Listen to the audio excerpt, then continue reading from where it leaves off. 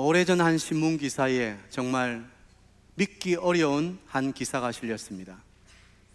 서울의 유명 점집을 찾는 아주머니들 가운데 3분의 1이 강남에 있는 대형교회 권사님들이라는 거예요. 믿어지십니까?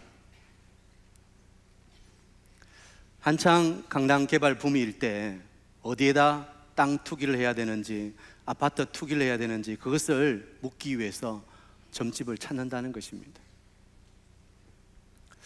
참 우스운 얘기지만 교회를 다닌다고 하면서도 전혀 교회 다니는 분 같지 않은 그런 삶을 사는 분들을 우리가 가끔 보게 됩니다.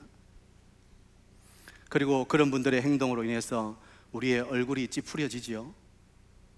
어느 교회 목사, 어느 교회 장로 하면서 이렇게 해가지고 카메라 오는데 얼굴 보이기 싫다고 막 이렇게 가는 분들이 간혹 있다고요. 오늘 본문을 보면 사울이 그런 사람이죠. 사울은 하나님의 나라 이스라엘의 초대 왕 아닙니까? 그런데 그의 마음에는 전혀 믿음이 없어요. 하나님이 안 계세요. 그는 참되지 않은 허상의 믿음의 사람이었습니다. 한마디로 껍데기뿐인 종교인이었다는 거죠. 오늘 사울에 대해서 좀 살펴보면서 사울의 믿음의 실상이 무엇인지, 그리고 하나님 없는 종교인의 특징이 무엇인지를 한번 살펴보겠습니다.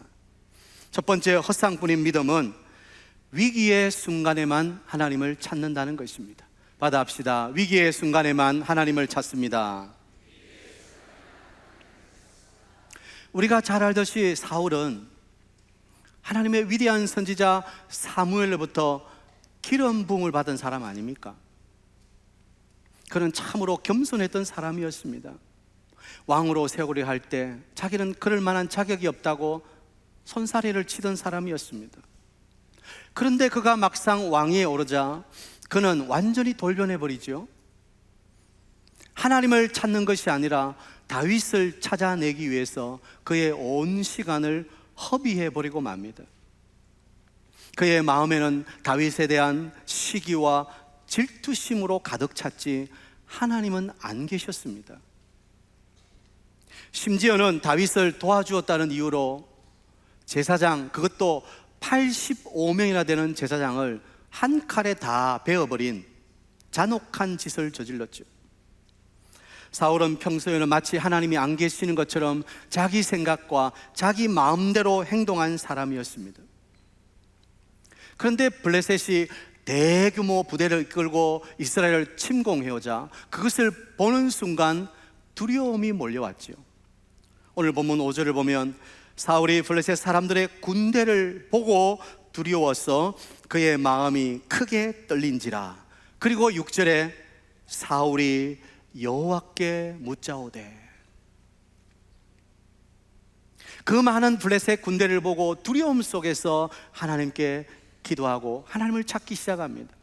지금까지는 하나님을 찾았다, 기도했다, 예배했다 이런 표현이 거의 없었는데 막상 위기가 닥쳐오자 사울은 얼마나 다급했는지 하나님께 기도하기 시작하는 것입니다. 사실은 이것도 자기가 길보아 산에 딱 진을 쳤는데 수넴에 진을 친 블레셋의 그 막강한 전력을 보고는 야, 이거 내 힘으로는, 우리 힘으로는 도저히 안 되겠다. 객관적 전력에서 너무 차이가 나니까 어쩔 수 없이 기도하기 시작한 거예요. 이 말은 바꿔 말하면 만일 이스라엘의 전력이 더 높았다면 사울은 기도하지 않는다는 것입니다. 그는 애초부터 하나님을 찾거나 하나님을 의지할 마음이 없는 거예요. 하나님의 말씀에 대해서는 귀가 닫혀 있고 그저 자기 생각, 자기 뜻대로, 하나님의 뜻에 대해서는 관심이 없는 것입니다. 이것이 바로 껍데기 신앙, 허상뿐인 믿음의 생활을 하는 사람들이죠. 교회도 잘 다닙니다. 나름대로 예배도 잘 드리는 것 같습니다. 그러나 평소에 그의 삶에서는 하나님을 찾아볼 수가 없습니다. 평소에 그는 하나님을 찾거나 의지하지 않습니다. 왜요? 자기 생각, 자기 계획이 꽉 차 있는데요, 하나님은 어디에도 없는 거예요. 그런데 위기의 순간에는 자기 힘으로 어쩔 수 없으니까 하나님을 찾게 됩니다. 마치 시험을 앞둔 학생이 꼭 목사님의 기도를 받고 가야 좋은 성적을 얻을 수 있는 것처럼 그렇게 생각하는 거예요. 내 힘으로는 어쩔 수 없을 때, 뭔가 좀 하나님의 힘이 필요할 때, 그때 겨우 하나님을 찾는다는 것입니다. 사랑하는 여러분, 혹시 여러분은 위기의 때만 하나님의 이름을 부르고 계시지는 않습니까? 오늘 주일 이 시간만 하나님의 이름을 부르고 계시지는 않나요? 평소에는 하나님 없이 나의 생각과 나의 계획대로 잘 삽니다. 그러나 내 힘으로 어찌할 수 없는 위기의 상황을 맞닥뜨리면 그제서야 하나님 도와주세요, 주여 하고 그 이름을 부른다는 것입니다. 이것이 사울의 믿음의 실상이었다는 거예요. 평소에는 전혀 하나님을 찾지 않습니다. 그러나 어쩔 수 없는 위기의 상황에 하나님의 이름을 찾는 거예요. 저는 우리 사회동교회 모든 성도님들이 사울처럼 이런 거짓 믿음을 가지지 않게 되길 바랍니다. 여러분은 평소에 항상 하나님을 찾아야 되는 거예요. 시편 1편에 복 있는 사람은 어떤 사람이라고 했죠?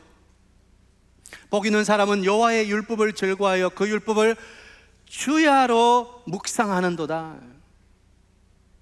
그냥 한순간이 아니라, 위기의 순간이 아니라 하나님을 찾기 위해서 간절히 사모하며 주야로 하나님 말씀을 찾는 사람이 복 있는 사람이라고 말하는 거예요. 또 시편 34편 10절에는 하나님을 찾는 자는 모든 것에 부족함이 없을 것이라고 말씀하는 거예요. 우리의 삶의 포인트가 어디 있습니까? 하나님을 찾는 데 있는 거예요. 언제요? 위기 때만요? 아니요. 항상 우리의 삶에, 매일매일 우리의 삶에 하나님을 찾는 것이 우리의 습관이 되고 그것이 우리 몸에 배어야 되는 거예요. 저는 우리 사회동교회 모든 성도님들이 위기의 순간에만 하나님을 찾는 거짓 믿음이 아니라 항상 하나님의 이름을 찾는 참 믿음의 사람들 다 되시기를 축복합니다. 두 번째 허상의 믿음은 하나님의 이름을 이용한다는 것입니다. 자, 받아합시다. 하나님의 이름을 이용합니다. 사울이 이렇게 위기의 순간에 하나님의 이름을 부른 것은 자기의 두려움을 이기기 위해서죠. 그 수많은 블레셋의 군대를 보고 두려움이 오니까 그 두려움을 좀 이겨보려고, 그리고 궁극적으로는 전쟁에 승리하려고 하나님이 필요한 거예요. 그는 하나님의 말씀이 아니라 승리가 필요한 거예요. 우리는 살아가면서 하나님과 인격적인 깊은 영적인 교제와 그분 안의 사랑으로의 관계가 아니라 내 삶의 어떤 문제를 헤쳐나가기 위해서 그분의 능력이 필요할 때가 종종 있습니다.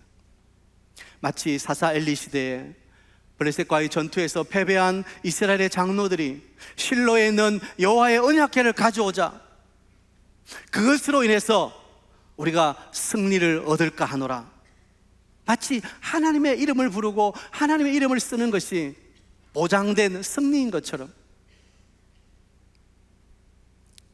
또 본문 8절 이하를 보면 사울이 변장하고 무당을 찾아가지요. 그리고는 자기가 말하는 한 사람을 불러 올리라는 거예요. 그러니까 죽은 사람의 영혼을 불러 올리라는 거예요.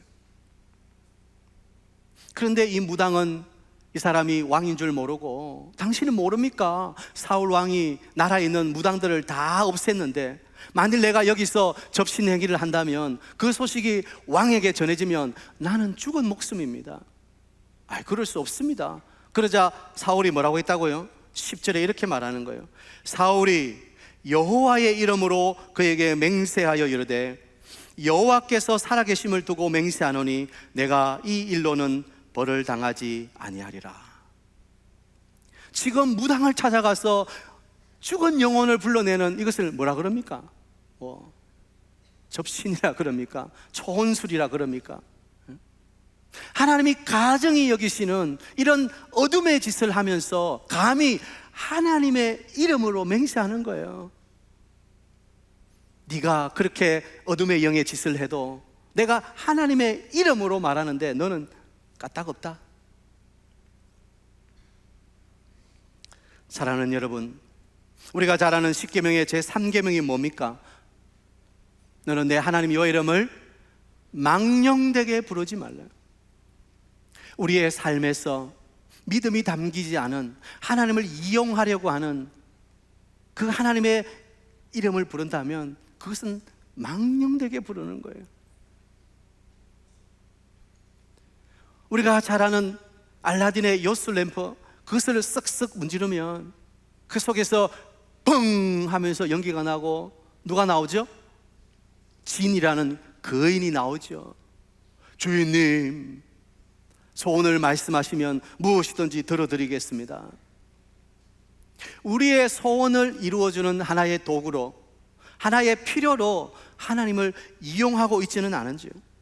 오늘날 교회 안에도 하나님의 이름을 이용해서 내 사업이나 내 일을 펼쳐보려고 하는 그런 분들이 안 계십니까? 내 성공과 목적을 위해서 하나님의 능력이 필요하다는 거예요.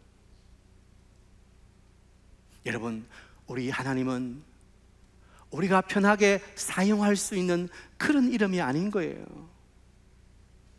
내 목적을 위해서 하나님을 억지로 내 편으로 끌어들이는 그런 분이 아니라는 거예요.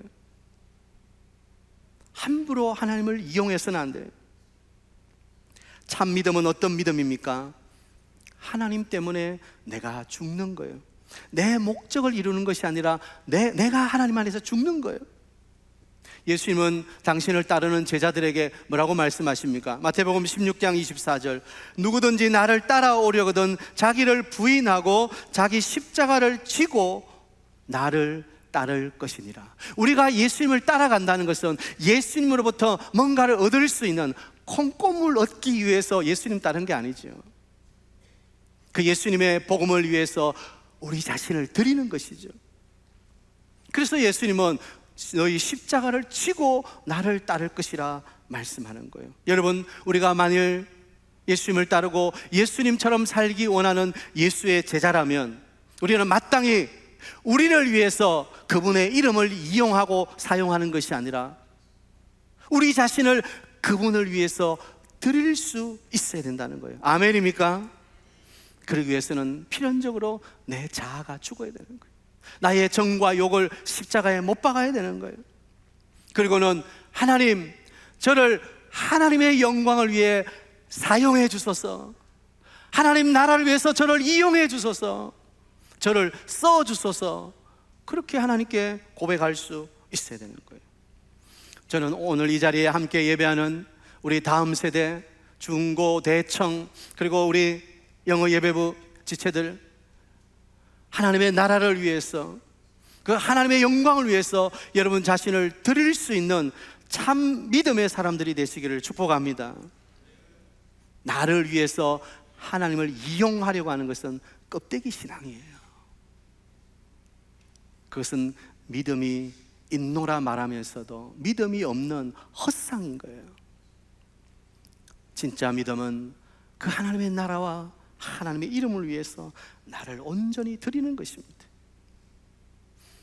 특별히 다음 세대인 우리 중고, 대청, 우리 자녀들이 이 어둠의 시대에 정말 나의 성공과 나의 목적을 위해 하나님의 이름을 이용하는 것이 아니라 하나님을 위해서 여러분 자신을 온전히 올려드리는 헌신이 있게 되기를 축복합니다. 마지막 세 번째 허상의 믿음은 하나님이 아니면 즉각 다른 것을 의지한다는 거예요. 받아봅시다. 하나님 아니면 다른 것을 의지합니다. 위기의 순간에 하나님께 부르짖었는데도 하나님이 응답하시지 않자 사울이 어떻게 했다고요? 무당을 찾아가는 거예요. 7절이죠. 사울이 그의 신하들에게 이르되 나를 위하여 신접한 여인을 찾으라. 내가 그리로 가서 그에게 물으리라 하니, 우리는 여기서 사울의 믿음의 실상을 알 수 있는 거예요. 기도했는데 응답이 없다. 무슨 문제일까? 하나님께 문제가 있는 게 아니라 나에게 문제가 있는 거 아닙니까? 그동안 기도하지 않았던 자신을 회개하고 돌아봐야 되는데 사울은 그게 없어요. 더 나아가서 그 주변에 있는 사람들은 왕이시여 그러시면 안 되죠. 그래도 왕이 무당들을 다 몰아내었는데 그래도 믿음은 지키셔야죠. 그렇게 조언하는 게 아니라 얼른 가서 엔도르에 무당이 있습니다. 옆에 있는 사람이 누구냐가 너무너무 중요해요. 우리가 잘못할 때 믿음으로 코칭해 줄 수 있는 그런 기도의 동력자, 믿음의 동력자가 여러분 옆에 있게 되길 축복합니다.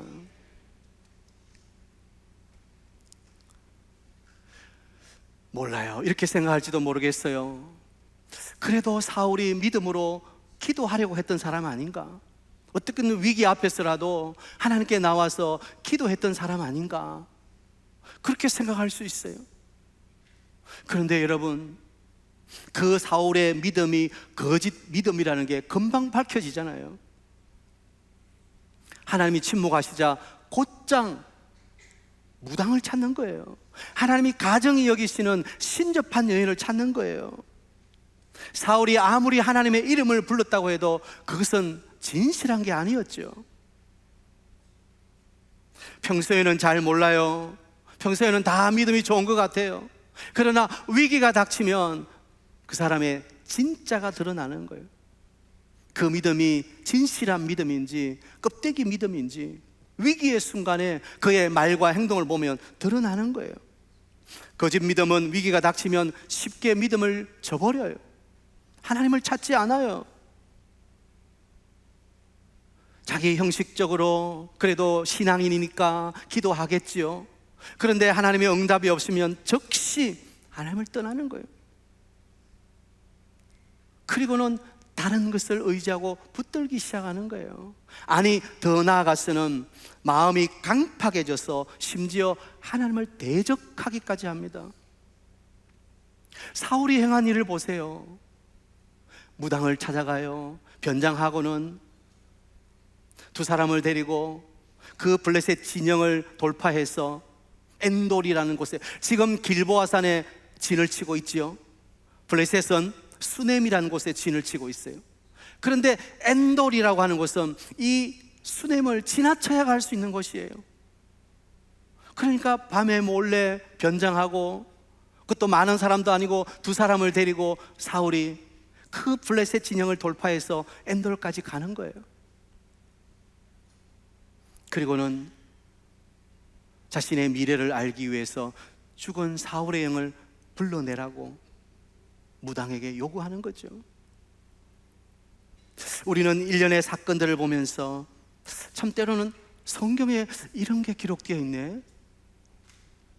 성경은 하나님 말씀인데 뭐 이렇게 무당도 나오고 무당이 막 죽은 영혼을 불러내고 그것도 사무엘이 나타나서 미래의 일을 예언하고 뭐 이런 성경을 보면 좀 의아해할 수 있습니다. 자, 이걸 좀 짚어봐야 되겠습니다. 첫 번째로, 죽은 사무엘의 영이 진짜 이 땅으로 다시 나올 수 있어요, 없어요? 없습니다. 성경은 분명히 이야기합니다. 사람이 죽으면 그 영혼은 어디로 가요? 즉시 하늘로 갑니다. 이 땅에 떠돌지 않습니다. 또 하늘로 갔던 영혼이 다시 이 땅으로 돌아올 수도 없습니다. 그러면 오늘 성경에 나타난 죽은 사무엘의 영이 나타나는 건 뭐죠? 사단의 속임수죠. 사단이 지금 사무엘로 가장했죠.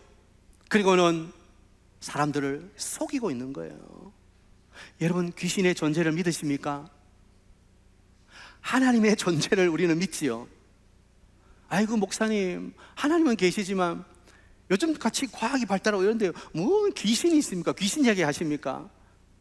귀신은 분명히 존재합니다. 사단의 하수인이 바로 귀신이에요. 그런데 여러분, 귀신을 두려워할 필요는 없습니다. 귀신이 분명히 존재하지만 그 귀신의 영역은 언제나 하나님 안에 있는 것이지, 그가 어떻게 우리를 해하거나 넘어뜨리지 못한다는 것을 믿으시기 바랍니다. 자칭 사무엘이라고 하는 이 사단의 거짓 속임수로 사무엘의 영이 보여요. 그런데 이 사무엘이 영이 예언을 하는데 그 말이 오늘 읽지는 않았지만, 다윗에게 나라를 주었다, 너의 불순종으로 말미암아 블레셋이 침공해왔다. 그리고 마지막에 이렇게 말해요. 내일 너와 너의 아들들이 나와 함께 있을 것이다. 사무엘은 죽었죠. 그러니까 그 말은 뭐예요? 내일 전장에서 전사한다, 죽는다, 이 말이에요. 여러분, 성경을 읽어보면 어때요? 그 말이 맞아요, 틀려요? 다 맞습니다. 아니, 거짓 영 사단이 말한 것이 마치 하나님의 말씀처럼 진실이고 다 맞아요. 진짜 길보아산에서 사울은 거의 자살하듯이 죽잖아요. 요나단과 그의 아들들도 죽어요. 그러면 우리는 이것을 어떻게 해석해야 되는가?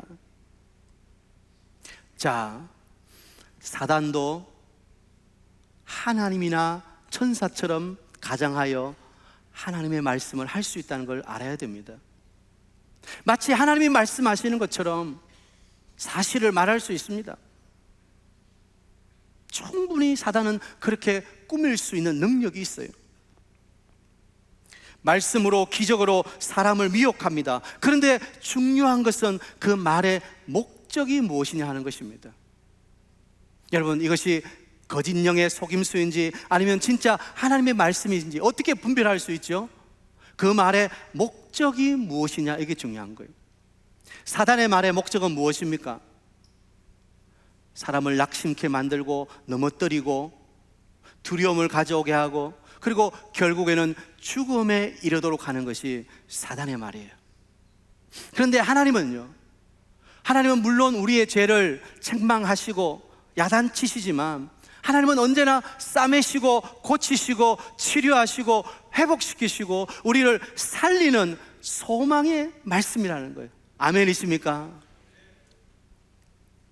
자꾸 우리에게 낙심케 만들고 너 수준이 거기까지야, 너의 한계야, 너는 안 돼, 더 이상 안 돼 라는 말을 줄 때 그것은 하나님의 말씀이 아니라 거짓 영의 말이에요.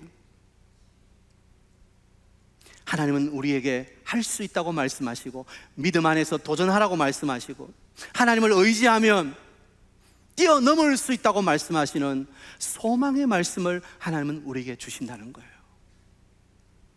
그러니까 오늘 사단이 사울에게 준 이 말을 듣고 사울은 어떻게 돼요? 그냥 쓰러져 버리는 거예요. 블레셋에 질 것이고 너와 내 아들이 죽을 것이다, 이 말을 들었던 사울은 그냥 땅바닥에 엎드러져 버려요. 일어나질 못해요. 그 사단의 속임수 장난에 속고 낙심하고 그것으로 결국은 멸망의 길을 가는 거예요. 왜 이렇게 어리석죠? 그는 하나님의 말씀, 사단의 말을 분별할 믿음이 없었던 거예요. 그는 거짓 믿음이었던 것이죠. 오늘날 성도들 중에서도 지나친 신비주의에 빠져서 환상을 통해서 미래를 알려고 하는 분들이 간혹 계십니다. 또 소위 어떤 영성 있고 기도하는 분이다, 이런 분들에게 가서 예언기도 받으려고 합니다. 그러나 여러분, 참된 믿음은 성경 안에 있는 것입니다. 신비적이고 드러나는 현상을 통해서 어떤 우리 눈에 가시적으로 보이는 것을 강조하는 것은 거의 다 잘못된 경우가 많습니다. 제가 100%라고 말은 하지 않습니다. 왜냐하면 오늘날도 하나님은 기적을 일으키시고 역사하시기 때문에. 성경은 이미 완성되었지만 성경에 말씀하시는 하나님의 기적과 은사는 마무리된 게 아니에요. 오늘도 하나님은 일하고 계시는 거예요. 그러나 하나님의 일하는 방편은 그렇게 환상이나 눈에 보이는 어떤 현상을 통해서 거의 일어나지 않는다는 것입니다. 하나님의 역사는 말씀을 통해서 이루어지는 거예요. 그래서 종교개혁자들은 하나님의 말씀으로 돌아가자, 믿음으로 돌아가자, 은혜로 돌아가자, 오직 말씀, 오직 믿음, 오직 은혜, 이것을 강조했던 거예요. 사랑하는 여러분, 여러분은 얼마나 하나님을 알고 계십니까? 반드시 성경을 통해서 하나님을 알아야 됩니다. 헛된 것을 찾거나 또 신비한 능력을 구하려고 하지 마십시오. 참 믿음은 오직 하나님을 의지하는 그 하나님의 말씀 속에 있다는 것을 우리는 기억해야 돼요. 사울이 조금만 더 하나님 말씀을 의지했더라면 그는 다른 것을 찾지 않았을 거예요. 왜 하나님이 침묵하시는지 깨닫고 엎드렸더라면 또 하나님은 기회를 주셨을 거예요. 그러나 사울은 하나님의 말씀에 귀를 닫은 사람이었어요. 하나님의 말씀을 들으려 하지 않고 자기 생각대로 해버리는 거예요. 결국 멸망의 길로 가는 거예요. 참 믿음의 사람은 하나님이 아무리 침묵하셔도 끝까지 하나님을 의지하고 하나님을 붙드는 사람인 줄 믿으시기 바랍니다. 왜냐하면 하나님은 지금도 일하고 계시기 때문에. 하나님이 응답하지 않으실 때는 분명 하나님의 계획이 있는 거예요. 여러분, 쉽게 하나님을 떠나서 아이고 내가 이렇게 기도했는데, 내가 작정 기도했는데, 내가 몇 개월 동안 기도했는데 여전히 변화가 없네, 하나님하고는 빠이빠이다, 그래서는 안 되는 거예요. 끝까지 하나님을 신뢰하고 그분을 의지하고 말씀 속에서 그분을 만나시는 여러분 되시기를 축복합니다. 말씀을 마무리합니다. 우리가 참으로 두려움 없는 평안의 마음을 가지려면 우리의 마음속에 평강의 왕이신 예수 그리스도를 우리 영혼의 빈자리에 모셔드려야 되는 거예요. 왜냐하면 그분은 참 평안을 주시는 분이시기 때문에. 요한복음 14장 27절에 평안을 너에게 끼치노니 곧 나의 평안을 너에게 주노라. 내가 너에게 주는 것은 세상이 주는 것 같지 않다. 그러니 너희는 마음에 근심하지도 말고 두려워하지도 말라. 우리 예수님이 말씀하셨습니다. 세상에 어떤 것이 우리의 마음에 평안을 주는 것이 아닙니다. 오직 예수 그리스도가 우리의 평안이십니다. 우리 마음에는 영혼의 빈자리가 있다고 합니다. 하나님이 우리를 만드실 때 그렇게 만드셨어요. 그 영혼의 자리는 예수님이 아니면 채워질 수 없는 자리예요. 우리가 세상에서 아무리 많은 것을 가지고 아무리 높은 지위에 올라가고 아무리 내가 계획한 것을 다 이룬다 할지라도 예수님이 계시지 않다면 그 영혼의 자리는 언제나 비어 있는 것입니다. 여러분의 영혼의 자리는 무엇으로 채워져 있습니까? 또 앞으로 여러분은 무엇으로 채우려고 하십니까? 우리 사역동교회 모든 성도님들, 또 우리 사랑하는 다음 세대들이, 또 우리 영어예배부 형제 자매들이 여러분의 마음을 예수님으로 채우시기를 축복합니다. 그래서 껍데기 신앙이 아니라 헛상의 믿음이 아니라 진실한 믿음으로 하나님의 나라와 그 영광을 위해서 쓰임받는 여러분 다 되시기를 축복합니다.